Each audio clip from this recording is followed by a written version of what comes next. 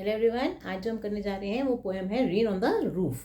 और एक और पोएम मैं आपको कराऊंगी, वो है हमारी द लेक आइल वाली। ठीक है, तो ये दो पोएम्स आज हम करेंगे। And if you are new to my channel then don't forget to like share and subscribe to my channel. Any problem ask me in the comment box. तो अब देखो स्टार्ट करते हैं। When the humid shadows hover और over all the starry spheres and the melancholy darkness. तो when the humid shadows hover, तो पहली line में क्या है देखो, व्हेन द, जब क्या होता है, ह्यूमिड क्या होते हैं, नमी वाले, और शेडोज़ क्या है, यहाँ पे परछाइयाँ होती है ना। हावर, हावर मतलब घेर लेते हैं। तो ह्यूमिड शेडोज़ क्या है, हमारे काले बादल। काले बादल में क्या होता है, पानी होता है, नमी होती है जो बारिश लाते हैं। तो जब काले काले बादल होती हैं, जब बारिश वाले बादल होते हैं, जब वो पूरे में छा जाते हैं, हावर करना जब छा जाते हैं, और ऑल द स्टार स्फीयर्स, और किसके ऊपर छा जाते हैं, पूरी जो तारों वाली रात है, तारों के ऊपर जो है काले काले बादल आ जाते हैं और हमें तारे नहीं दिखाई देते। एंड द मेलनकली डार्कनेस, तो वो क्या है, अंधेरा हो जाता है पूरा। और मेलनकली क्या होता है, उदास। तो वो जो उदासी वाली रात हो जाती है, क्योंकि सबके लिए वो क्या होता है, जो ऐसी रात होती है, कई लोगों को दिल उस समय वो क्या होता है, बहुत ज़्यादा उदास हो जाता है। जेंटली वीप्स इन रेनी टीयर्स, तो वो क्या होती है, वो रात ऐसे लगता है जैसे कि रो रही हो। और जो उसके, हम जब कोई रोता है तो उसके क्या निकलते हैं, आंसू निकलते हैं। तो जो ऐसे वो जो उसके आंसू आते हैं उन बादलों में से, वो किस फॉर्म में आते हैं, रेन ड्रॉप्स के फॉर्म में आते हैं। तो बारिश होती है और फिर क्या होता है, what a bliss to press the pillow. What a bliss मतलब कि किसी किसी लोगों को क्या मिलता है, ब्लिस। ब्लिस का मतलब क्या है, उसको आशीर्वाद मिला, खुशी मिली हुई है। कुछ लोगों को क्या, कैसी खुशी मिलती है, टू प्रेस द पिलो, कि वो जो नरम नरम तकिया उस पर सिर रखकर आराम से लेट जाए जब बारिश का टाइम हो। Of a cottage chamber bed, और कहाँ पर, अपने कॉटेज के अंदर, उसके बेड के अंदर लेटे हुए, पिलो के ऊपर अपना सिर रखा हुआ है और बारिश की आवाज़ें सुन रहे हैं। तो वो सबको मतलब नहीं नसीब होती। वो कहते हैं ब्लिस, तभी तो कहा ना कि किसी को वो खुशी नसीब होती है। And lie listening to the patter. अब देखो और क्या कर रहे हैं, लेटे हुए हैं और उसके ऊपर क्या सुनाई दे रही है हमें, बारिश की पटर पटर हमें हमें सुनाई दे रही है। On off the soft rain overhead, किसकी, बारिश की आवाज़ें सुनाई दे रही है। Every tinkle on the shingles, जो आवाज़ आती है किसकी, बारिश की आवाज़ों को ही दे रखा है, कभी पटर बोल रखा है, कभी टिंकल बोल रखा है। तो जो टिंकल टिंकल टक टक की आवाज़ें आ रही हैं किसके ऊपर, बारिश की बूंदों की, किसके ऊपर, ऑन द शिंगल्स। शिंगल्स क्या होते हैं, जो ऊपर छत होती है, छत के ऊपर जो लकड़ी की टाइल्स हैं उनके ऊपर जो आवाज़ें आ रही हैं, छत के ऊपर टाइल्स के ऊपर जो पानी गिरता है, तो उसको कहा है उन्होंने tinkle. Has an echo in the heart. Echo क्या होता है, जब आवाज़ का गूंजना। तो जो उसकी आवाज़ बारिश की गूंजती है, तो गूंजती है किस में, हमारे दिल में। उसकी आवाज़ कहाँ गूंज रही है, हमारे हार्ट में गूंजती है। और जब has an echo in the heart, मतलब दोबारा से एक बार टक की आवाज़ आई, फिर उसकी एको कहाँ सुनाई दी, हमारे हार्ट में। And a thousand dreamy fancies, और जब वो एको हमारे दिल में आवाज़ आती है बारिश की, हमें एहसास होता है कि बारिश के ऊपर पटर पटर की आवाज़ें आ रही हैं। तो and a thousand dreamy fancies, तो बहुत सारे जो हैं ख्याल हमारे दिमाग में शुरू हो जाते हैं आने। इनटू बिजी बीइंग स्टार्ट, फटाफट से वो क्या शुरू हो जाते हैं, बिजी बीइंग स्टार्ट, मतलब हम उन ख्यालों में घूमने शुरू हो जाते हैं। And a thousand recollections, recollections क्या होती है, मेमोरीज। और हज़ारों मेमोरीज, मेमोरीज क्या होती है, हमारी पास्ट की यादें। तो बहुत सारी हमारी पुरानी यादें जो हैं शुरू हमारे दिमाग में आनी शुरू हो जाती हैं। Weave their air threads into वो, और वो क्या करती हैं, जैसे कि हवा में जैसे तागे बुनते हैं और तागे बुन के कपड़ा बनता है, इसी तरह से जो हमारी मेमोरीज हैं वो भी हवा के तागों से क्या होती हैं, हवा के तागों से हमारे अंदर एक अपना जैसे कपड़ा बुन जाता है, ऐसे वो बुन जाती हैं। As I listen to the patter, और जैसे ही मैं किसकी आवाज़ सुनता हूँ, उस बारिश की पटर पटर of the rain upon the roof. Now in memory comes my mother. अब देखो वो सोचता है कि कहता है कि मेमोरीज आ जाती है, रिकलेक्शंस की मेमोरीज आ जाती है। अब उसको किसकी याद आ रही है, अपनी माँ की याद आ रही है। As she used to years ago, जो बहुत साल पहले, to regard the darling dreamers. Regard मतलब जब अपने बच्चों को क्या करती थी, प्यार करती थी। डार्लिंग ड्रीमर्स कौन है, पोएट, और उसके साथ जो उसके भाई बहन थे, है ना, एंड द सिबलिंग्स। तो डार्लिंग ड्रीमर्स आर द, इसको कह सकते हैं, they are the poet and the other siblings. To regard मतलब जब वो उनको प्यार करती थी, अफेक्शन दिखाती थी अपना। और she left them till the dawn, और उनको रात को जब वो छोड़ के जाती थी अपने कमरे में सोने के लिए, कब तक के, सुबह तक के। और I feel her fond look on me. तो वो जैसे ही देखती थी तो फॉन्ड लुक क्या को क्या गया, अफेक्शनेट लुक से जब वो उसको देखती थी पोएट को, तो उसको वो अपनी मदर की याद आ रही है। As I list to this refrain, कब याद आ रही है, जब वो इस बारिश का म्यूजिक सुन रहा है। तो रिफ्रेन क्या है, म्यूजिक ऑफ द रेन है यहाँ पर। लिस्ट का मतलब यहाँ पर सुनना, लिस्ट जो है शॉर्ट फॉर्म में लिखा गया है लिसन के, which is played upon the shingles. और ये म्यूजिक कहाँ आ रहा है, ऊपर छत के ऊपर जो शिंगल्स हैं उनके ऊपर बज रहा है। बाय द पटर ऑफ द रेन, किससे, जो बारिश की बूंदों की पटर पटर हो रही है। तो इसके ऊपर फटाफट से कुछ क्वेश्चंस देख लो जो हम करते हैं, ठीक है। तो एक तो क्वेश्चन हमेशा याद कर लो कि मैसेज क्या है पोएम का, बस वो ही रट लिया करो। ये हर पोएम में मैसेज ही हमें जो है लिखना होता है हर पोएम में, ठीक है ना। एक मैसेज क्या है कि जो नेचर है, नेचर प्रोवाइड्स, जो नेचर है वो क्या करती है, हमें प्रोवाइड्स पीस कह सकते हो। और जो आगे मेन बात है वो क्या है, जो रेन है, रेन जो है हमारी मेमोरीज को क्या कर देता है, दोबारा से रिकलेक्ट करा देता है। मतलब हमें वो टाइम आना शुरू हो जाता है सबके उसमें कि भाई हमारे पास में ये हुआ था वो हुआ था। तो रेन जो है, आप देखो रेन की इसके अंदर आपको वो लिखना है, रेन सूज एंड कम्फर्ट्स अस, बस ये लाइन रट लो। रेन सूज अस, सूज का मतलब कंफर्ट करती है, रेन सूज अस एंड कंफर्ट अस, वो हमें आराम देती है। और क्या करती है, and has the healing power, ये लाइनें रट लो, बस हर आंसर में यही लाइनें डालनी है ज़्यादातर, क्योंकि रेन के ऊपर है। तो अगर स्टार्ट करोगे तो आंसर को इस तरह से आप शुरू कर सकते हो। रेन की क्या है, हीलिंग पावर है। रेन जो है हमारे को क्या करती है, उस हमारे कुछ जो हमें जख्म होते हैं, कोई दुख होता है उस टाइम, वो हम भूल जाते हैं और अपनी पुरानी यादों में चले जाते हैं। And forces us to recollect,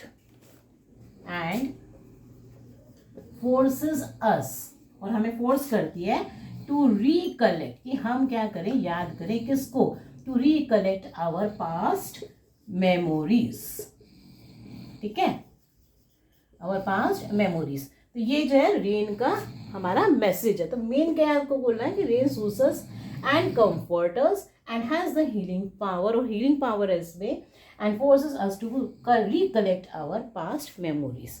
ये इसका मैसेज लर्न कर लो, बहुत ज़्यादा इंपॉर्टेंट है, ठीक है ना। और इसमें से आप देखो रहेगी क्या बात है, एक तो देखो इसमें से जो है हमारे पोएटिक डिवाइसेस, ठीक है ना। आप जो पोएटिक डिवाइसेस है, इसमें जो है मेन जो नया पोएटिक डिवाइस है, एलिटरेशन, तो आपको पता ही है कि जो वर्ड के अंदर आवाज़ आएगी वो एलिटरेशन है। इसमें है एक नया पोएटिक डिवाइस जो है हमारा ओनोमोटोपैया। पोएटिक डिवाइस जो इसमें से मेन करना है वो है ओनोमोटोपैया,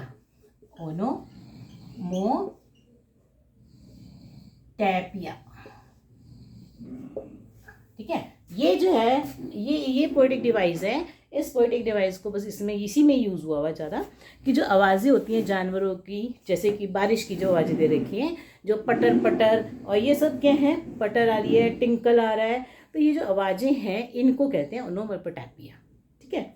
नेक्स्ट देखो, इसमें पर्सोनिफिकेशन है, और क्या आ रहा है, पर्सोनिफिकेशन में किसी जो है, मतलब किसी जो जिसमें जान नहीं होती उसको इंसानों की तरह से दिखाया जाता है, ठीक है ना। जैसे कि हमारा कहीं यहाँ पर आ जाएगा मेलनकली डार्कनेस, जो शब्द है मेलनकली डार्कनेस, इसमें दो है, मेलनकली डार्कनेस, इससे दो पोएटिक डिवाइस लगेंगे। ये वर्ड इंपॉर्टेंट है इसलिए कि जो मेलनकली कौन होते हैं, लोग इंसान उदास होते हैं। डार्कनेस इसमें बता रहे कि मेलनकली डार्कनेस, जो अंधेरा है वो क्या है, उदास है। अंधेरा उदास तो नहीं होता, पर इसको क्या दिखाया गया, पर्सोनिफाई किया गया, ठीक है ना। इसी तरह से जो इसमें क्या है, ट्रांसफर्ड एपिथेट भी है, इसके जो वो है वो क्या है, ट्रांसफर एपिथेट भी है, इसी वर्ड को ही ट्रांसफर एपिथेट भी है। ट्रांसफर एपिथेट में वो होता है कि डार्कनेस जो है उदास नहीं है, लो उदास है, मतलब कि जिसके लिए ये वर्ड मेलनकली किसके लिए आया है, डार्कनेस के आगे है। तो ये डार्कनेस जो है वो उदास नहीं है, बल्कि लोग उदास हैं, जो इस मौसम में जो मतलब जिनका कुछ हो चुका है ऐसा, तो वो उनका दिल में क्या करती है, ये मौसम क्या करता है, जो ये बारिश का जैसा अंधेरा हो जाता है तो इससे कुछ लोगों के दिल क्या होता है, उदास हो जाता है। तो लोग उदास हैं, डार्कनेस उदास नहीं है। तो इसमें ट्रांसफर एपिथेट भी है, ठीक है ना। ये वाला पोएटिक डिवाइस कब लगता है, जब इसका मीनिंग इसके लिए ना हो के किसी और के लिए हो, ठीक है। तो आप देखो इसमें और जो है एलिट्रेशन आपको पता चल जाएगा। एलिट्रेशन में जो वर्ड्स होते हैं, जैसे कि इसमें कोई दो लाई लिसनिंग है, लाई लिसनिंग, तो इसमें एल एल आ रहा है ना, तो ये क्या हो गया हमारा एलिट्रेशन, ठीक है। तो यही मेन इसमें वो होंगे। अब देखो नेक्स्ट पोएम देखो, इसके बाद अगली पोएम कर रहे हैं द लेक आइल वाली, the lake isle of Innisfree.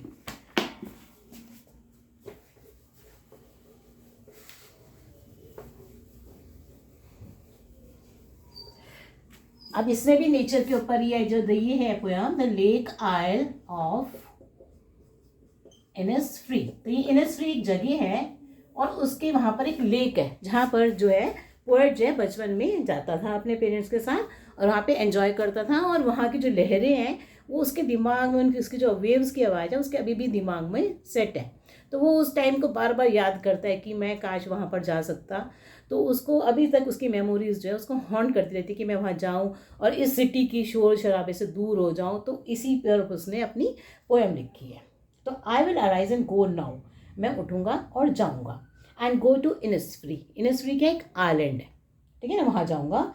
And a small cabin build there, और वहाँ पर कैबिन का मतलब उसका एक घर सा बनाऊँगा, एक कॉटेज बनाऊँगा जो किसका होगा, क्ले एंड वेटल्स का, मिट्टी का और वेटल्स का बनेगा।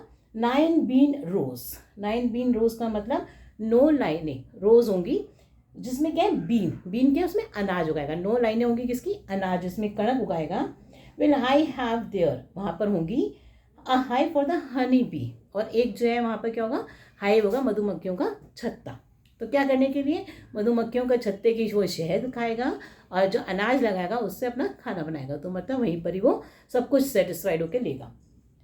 And live alone in the bee loud glade, और वहाँ पे जो है जब मधुमक्खियों का छत्ता लगाएगा तो मधुमक्खियों की क्या होगी, वहाँ पे भिन भिन भिन भिन भिन होगी, उसी भिन भिन भिन म्यूजिक के अंदर वो वहाँ पर रहेगा, जो वहाँ पे सब क्या सुनाई देगा उसको, मधुमक्खियों की आवाज़। And I shall have some peace there, और वो कह रहे हैं वहाँ पे मुझे क्या मिलेगी, बड़ी शांति मिलेगी। For piece comes dropping slow, पर वहाँ पर शांति जो है बड़ी धीरे धीरे आती है। कैसे कैसे आती है, dropping from the veils of the morning. कहाँ से शुरू होती है शांति, मतलब उसको लगता है कि सुबह से लेकर रात तक की क्या होगा, शांति शांति होगी।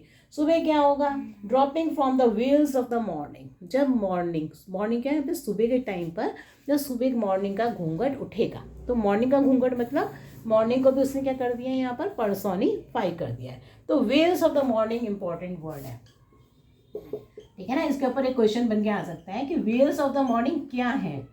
तो वेल्स ऑफ द मॉर्निंग क्या है, जो सुबह के टाइम पे क्या होता है, कई बार कोहरा होता है, ठीक है ना, ड्यू होती है, क्लाउड्स होती हैं, बादल साफ नहीं होता। जब ये तीनों चीज़ें हट जाएंगी तो मॉर्निंग क्या हो जाएगी, बिल्कुल साफ हो जाएगी, ठीक है ना। सुबह सुबह एकदम बिल्कुल सूरज की रोशनी दिखाई देनी शुरू हो जाएगी।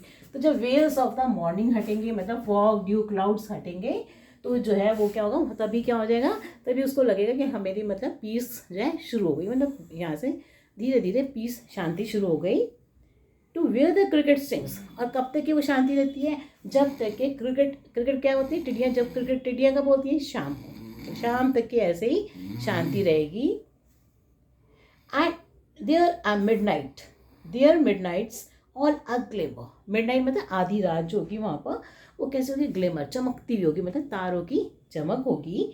And Noon a purple glow, और दोपहर का टाइम कैसा होगा, पर्पल पर्पल पर्पल रोशनी होगी, मतलब कि जैसे कि दोपहर का टाइम है और सूरज पूरा चमक कर रहा है तो रोशनी कैसे लगेगी उसको, पर्पल रोशनी होगी।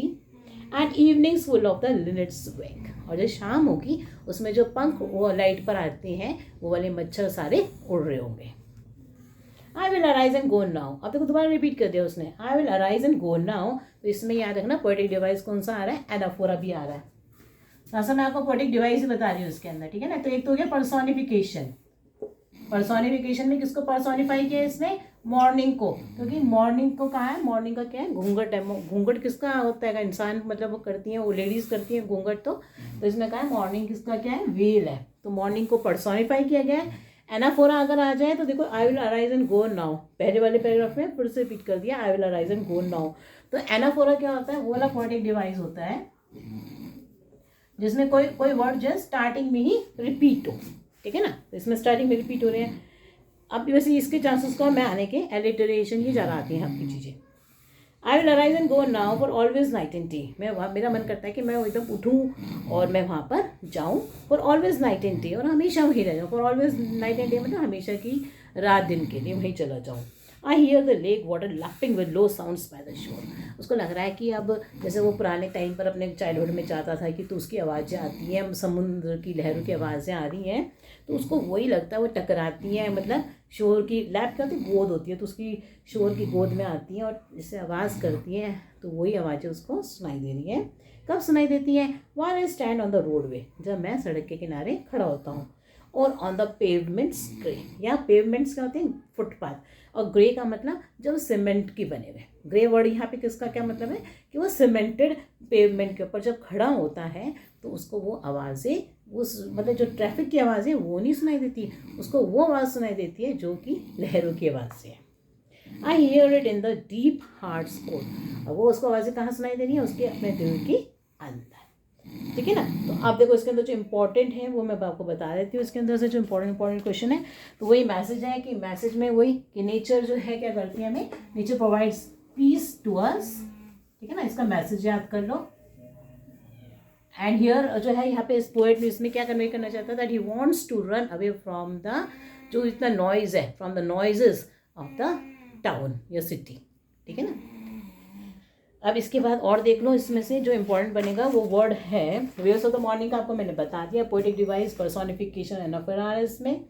और इसमें और भी देख सकते हो कि nature provides us piece and has magical qualities. Nature जो इसका मैसेज है वो क्या है?